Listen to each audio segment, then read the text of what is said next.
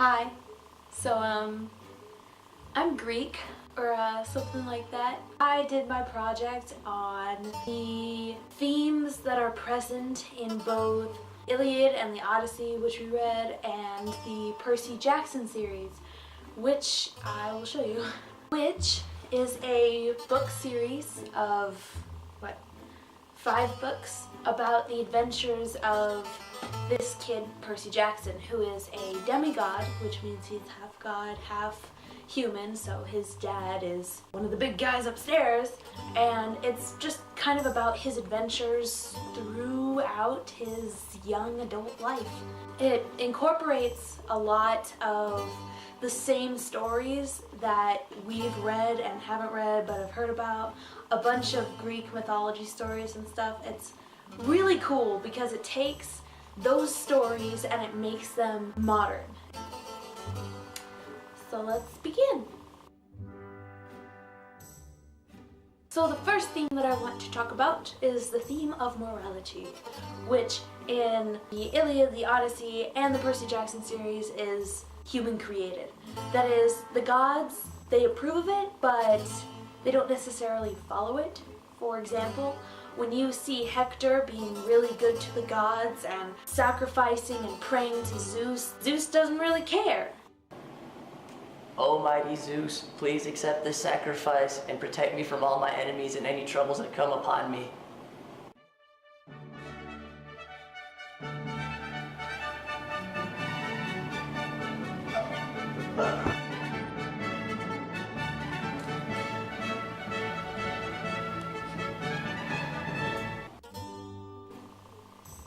Yet, when Hector's body is being dragged across the ground and completely and utterly disrespected, then the gods are all of a sudden appalled. The power of Zeus compels me.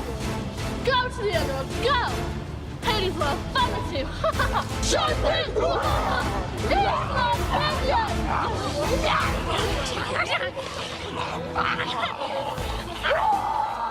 And in the Percy Jackson series, an example of this occurs when, at the end of the first book, Percy Jackson is returning Zeus's lightning bolt, which he had been wrongfully accused of stealing. And when he returns it, Zeus still ponders killing him just because, but because of the influence of the other gods and Poseidon is his father, he decides not to. My lord Zeus, I present to you your lightning bolt.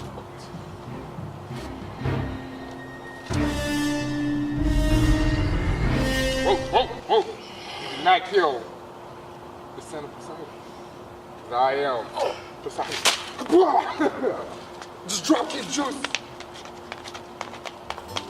This theme kind of comes to a head in the very last book, where Percy, after saving the friggin' world, makes some demands of the gods in return. Instead of accepting gifts and luxuries and whatnot, he demands that the gods act with morale. That is, they don't neglect their children and things of that sort. Though it's kind of bittersweet because he's left knowing that with time, because the gods live forever, the gods will probably forget and act without moral again because they're not bound by those. So the next theme that I'm going to be talking about is the theme of hospitality, which is shown through 2 characters in particular, Polyphemus and Calypso, in both the Odyssey and the Percy Jackson series. In the Odyssey, Polyphemus eats part of Odysseus' crew after they decide that they are going to, take the treasures of his island, but that aside, he eats their crew, and Odysseus and the rest of his crew find themselves trapped. And the only reason that they escape is because Odysseus uses his wit. He gets Polyphemus drunk, blinds him, and then sneaks on the underbelly of Polyphemus' sheep. I don't have a problem. God.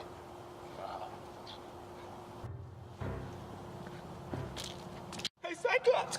No! No!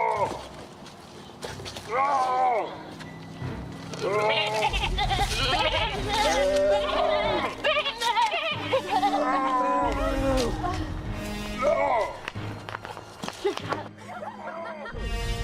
In Percy Jackson series, Percy also finds himself confronting a still nearly blind Polyphemus, only Polyphemus thinks that Percy is Odysseus coming back. And the only reason why Percy escapes is because he also uses his wits.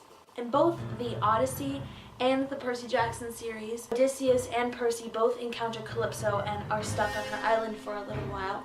She offers them both immortality at one point, and they both end up declining. You can stay here with me forever. I don't think I can. I'll give you the gift of immortality. No. Stay here on this island with me. It's beautiful. I don't think. Here. No! Fine! Just stay with me. Stay with me here. I'll give you the gift of immortality. I don't know if I'm ready for that kind of commitment. Immortality. Stay here with me on this gorgeous island. Please. Will you fondle my yum-yums? I'll fondle your yum-yums. No! So it's cool to see the parallels between the two.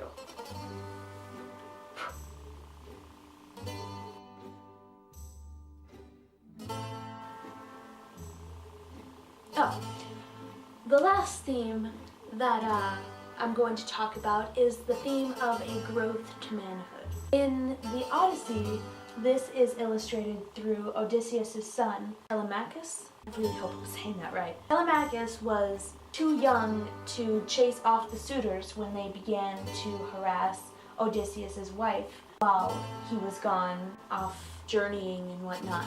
Throughout the story, Telemachus grows up and becomes a threat to the suitors. Oh, you beautiful sports car. Go ride, go home. Marriage. Oh, no, be quiet. Just, no. Yes. No means yes. Oh no, I'm so small, feeble, and weak, I can't do anything to help. Why me? Hello, I give you yum yums. You want my yum yums? I give you yum yums. Yum? You Sports want car. I give Sports you, car. You want some yum yum, You get girl? out. Oh, Sports look, car. my son! He's all grown up!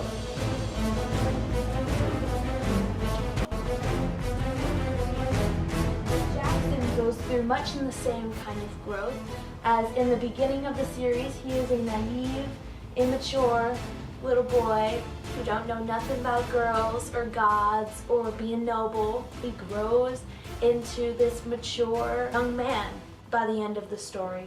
Bet you thought I wasn't drawing anything. Bam! This just about concludes my video. Hope you enjoyed. Hope you educated yourself, and y'all have a good winter break and whatnot.